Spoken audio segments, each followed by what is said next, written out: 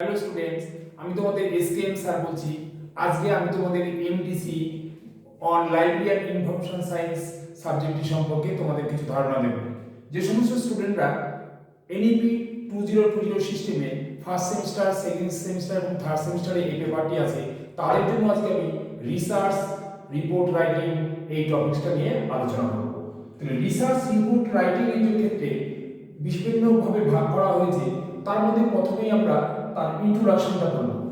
গবেষণা হলো সত্য অনুসন্ধানের প্রক্রিয়া।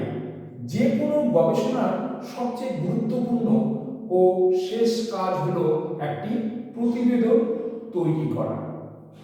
2 নম্বর দেখো বলা আছে ডেফিনিশন অফ রিসার্চ। তাহলে রিসার্চ কাকে বলে? গবেষণার উদ্দেশ্যে যে কোনো সুনির্দিষ্ট বিষয়, অবস্থা এবং ফলাফল সম্পর্কে যথাযথ পর্যবেক্ষণ, পর্যালোচনা, বিচার বিশ্লেষণের মাধ্যমে যে ধারাবাহিক, সংক্ষিপ্ত, সাবলীল ও আনুষ্ঠানিক বিবৃতি প্রস্তুত করা হয় তাকে গবেষণা প্রতিবেদন বলা হয়। 3 নম্বর পড়তে objectives of report, objectives of research report. তাহলে অবজেক্টিভস কি কি থাকবে? তাহলে বস্তুত গবেষণা প্রতিবেদন একদিকে যেমন প্রচলিত জ্ঞানের নতুন সংযোজন, তেমনি বাস্তব পদক্ষেপ গ্রহণের একটি অন্যতম হাতিয়ার। এখানে আমরা বিভিন্ন পয়েন্টসের মধ্যে আমি বলতে পারি, যেমন 1 নম্বর পয়েন্ট, গবেষণা প্রতিবেদন লিখনের মূল উদ্দেশ্য হলো কি করা হয়েছে, কেন করা হয়েছে, কি পাওয়া গেছে এবং কি সিদ্ধান্তে উপনীত হওয়া গেল ইত্যাদি সম্পর্কে অবহিত করা। 2 নম্বর পয়েন্ট, গবেষণার প্রসঙ্গে গবেষণার পূর্ণাঙ্গ ফলাফল, প্রাপ্ত তথ্য সংগ্রহের মাধ্যমে গঠিত সিদ্ধান্ত সমূহকে আগ্রহী জনসাধারণের সামনে তুলে ধরা। 3 নম্বর পয়েন্ট বলতে পারি, বর্তমানে কোনো একটি অনুসন্ধানের পরিপ্রেক্ষিতে ভবিষ্যতে কি কি করণীয় সেই সম্পর্কে সুপারিশ প্রদান করা। 4 নম্বর পয়েন্ট, অতীত কোনো ঘটনার ফলাফলকে স্থায়ী দলিল হিসাবে সংরক্ষণ করা। এই গেল আমাদের objectives of research report. 4 number point, characteristics of research report, মানে অর্থাৎ গবেষণার বৈশিষ্ট্যগুলো কি কি। তাহলে এইখানে আমরা যদি এক এক করে বলি, তাহলে গবেষণার কি পদ্ধতি, 1 নম্বর পয়েন্ট আমরা বলতে পারি গবেষণায় কি পদ্ধতি ব্যবহৃত হয়েছে, কি অনুমান অর্থাৎ হাইপোথিসিস গ্রহণ করা হয়েছে তা তুলে ধরা। 2 নম্বর পয়েন্ট, প্রতিবেদন সবসময় নিরপেক্ষ লিখিত হওয়া দরকার। 3 নম্বর, প্রতিবেদন উপসংহার, মতামত, পরামর্শ ও সুপারিশ থাকে। তাহলে প্রতিবেদনে কি থাকে? উপসংহার, মতামত, পরামর্শ ও সুপারিশ থাকে। নেক্সট 4 নম্বর পয়েন্ট, গবেষণা চূড়ান্ত ফলাফল ও পাঠকের মধ্যে সংযোগ স্থাপন করে। 4 নম্বর পয়েন্ট, প্রতিবেদন যে সব বিষয়বস্তু প্রতিবেদনে যেসব বিষয়বস্তু উল্লেখ করা হয় তা অবশ্যই সঠিক, নির্ভুল, বস্তুনিষ্ঠ হতে হবে। Next point, importance of research report, importance of research report অর্থাৎ রিসার্চ রিপোর্টের গুরুত্বটা কি। তাহলে যতক্ষণ না প্রতিবেদন লিখিত আকারে প্রকাশিত হচ্ছে ততক্ষণ গবেষণা অসম্পূর্ণ থাকবে। তাহলে এই ক্ষেত্রে আমরা কি কি পয়েন্ট উল্লেখ করতে পারি? গবেষক প্রতিবেদনের মাধ্যমে গবেষণা কাজে একটি সুসংবদ্ধ এবং পরিষ্কার চিত্র তুলে ধরেন। ও 2 নম্বর, অতীত গবেষণার ফলাফলকে জ্ঞানের ভান্ডার হিসাবে বর্তমান গবেষকদের যথাযথ ব্যবহার করতে পারলে সুফল পাওয়া যাবে। 3 নম্বর, গবেষণা প্রতিবেদন লিখনের মাধ্যমে গবেষক জাতীয় ও আন্তর্জাতিক স্তরে তার পরিচিতি ঘটায়।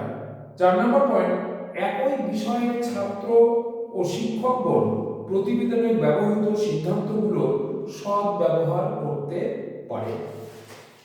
এরপরে আমরা কি বলতে পারি? এরপরে আমরা বলতে পারি types of research report. Types of research রিপোর্টের মধ্যে তিনটা ভাগে ভাগ করা যায়। এক নম্বর পয়েন্ট আছে রিসার্চ স্কলার্স, দু নম্বর হচ্ছে ফ্যাকাল্টি অর টিচার্স, তিন নম্বর হচ্ছে স্টুডেন্টস অর্থাৎ আন্ডার গ্র্যাজুয়েট স্টুডেন্ট, যা তোমরা আন্ডার গ্র্যাজুয়েট স্টুডেন্ট। তাহলে প্রথমে আমি রিসার্চ স্কলারদের সম্পর্কে বলবো যে types of research report. Quader?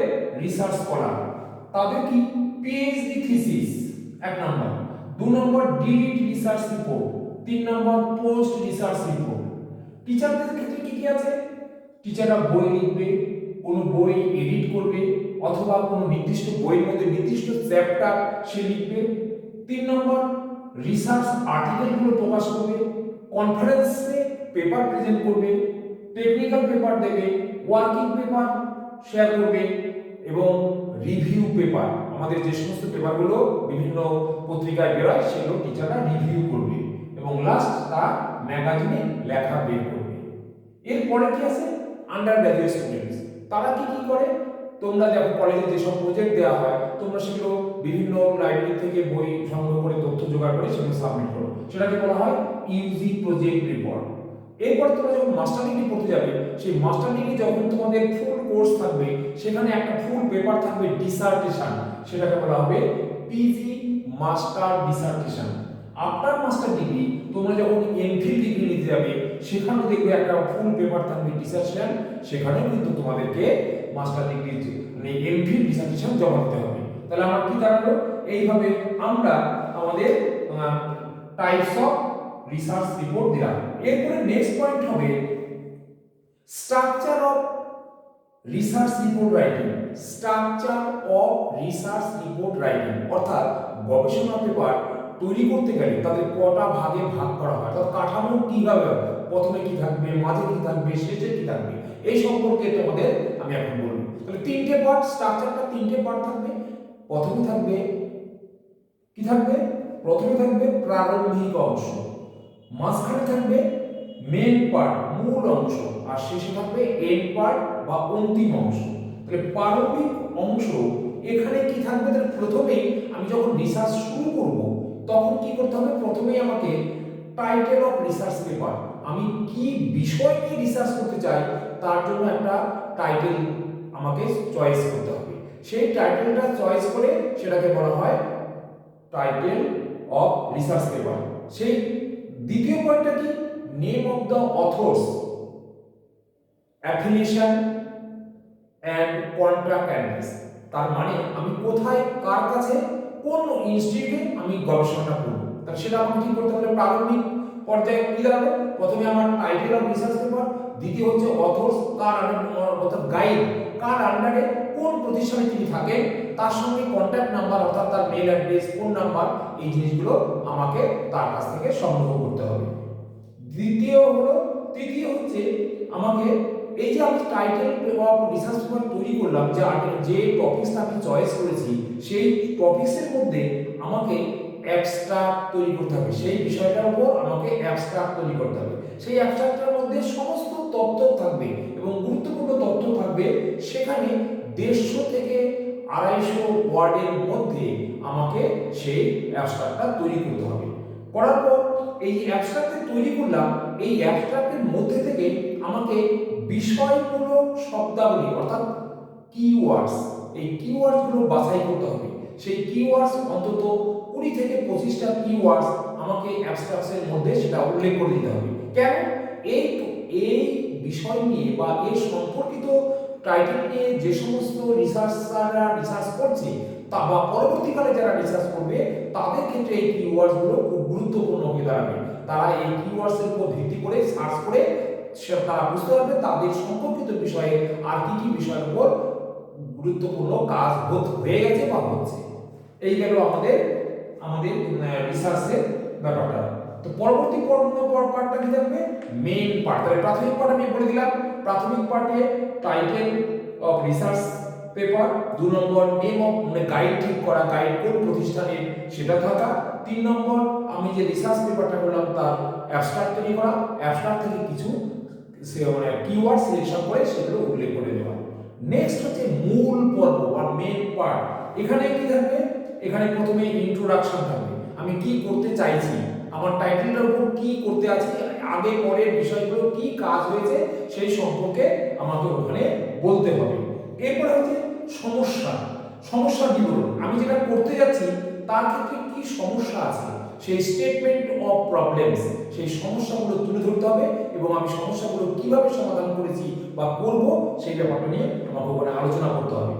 Next 3 number point, review of the related literature, review of the related literature অর্থাৎ সম্পর্কিত সাহিত্যের পর্যালোচনা, আমি যে টাইটেলটা চয়েস করেছি তার সম্পর্কিত আর কি কি কাজ হয়েছে বা সাবমিশন বা প্রিন্টেড হয়ে গেছে বা কেউ প্রসেস চলছে সেই ব্যাপারটা আমাকে কম্পেয়ার করে দেখাতে হবে যে আমি যে পার্টটা নিয়েছি তার আগে এবং পরে বা তার সার্বজনীন যে কাজগুলো সেগুলো এই পর্যায়ে হয়েছে, আমার কাজটা সেইটা হুবহু সেই ধরনের নয়, তার একটা পার্ট মাত্র এবং আমার ফোকাসটা কোন দিকে সেটা আমি তাকে উল্লেখ করবো। এই জন্য বলা হয় review of the related literature.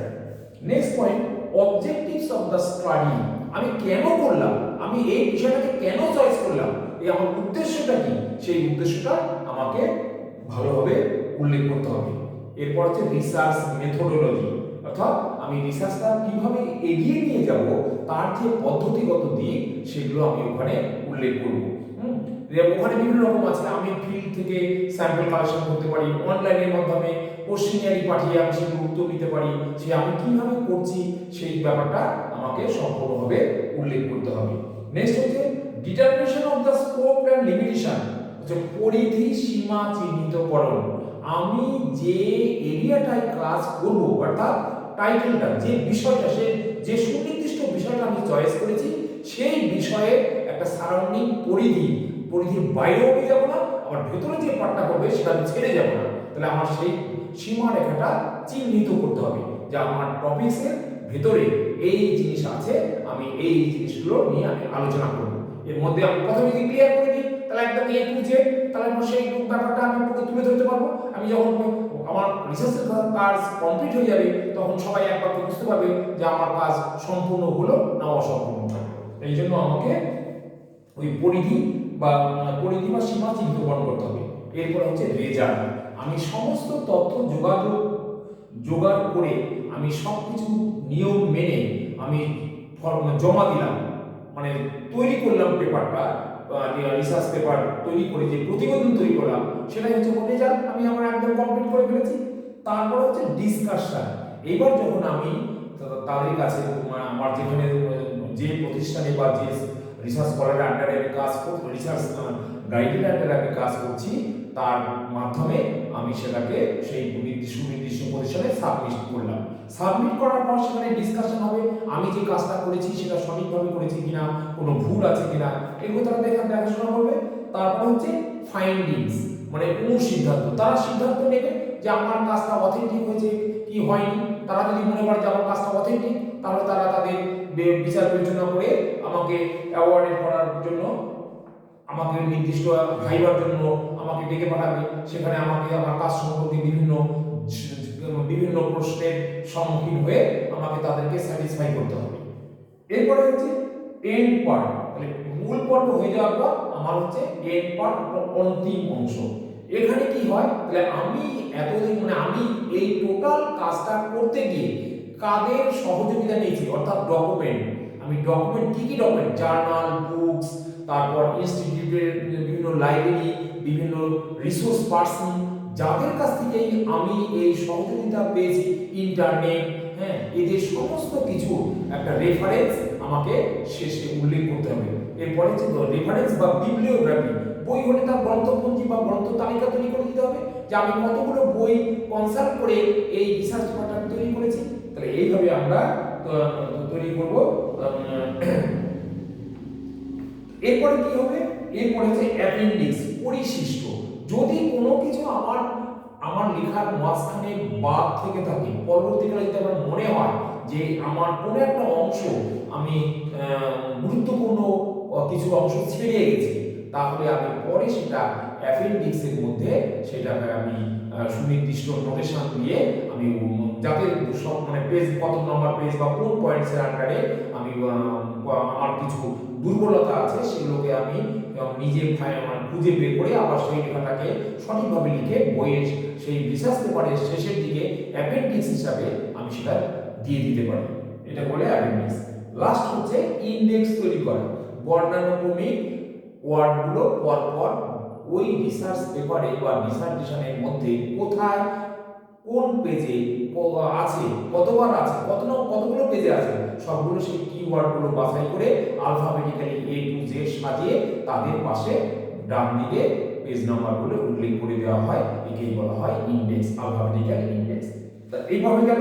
এরপরে আমি আসবো এই যে রিসার্চ পেপার আমরা প্রাইমারি স্টেজ, সেকেন্ডারি স্টেজে আমি প্রথমে প্রাইমারি, তারপরে মেন, তারপরে এন্ডে চলে গেলাম। তাহলে এইখানে আমি এবার টাইটেল অফ রিসার্চ পেপার, এটা কি, টাইটেল অফ রিসার্চ পেপারটা কি সেই সম্পর্কে আমি একটু আলোচনা করতে চাই। তাহলে এখানে আমরা প্রথমেই বলবো যে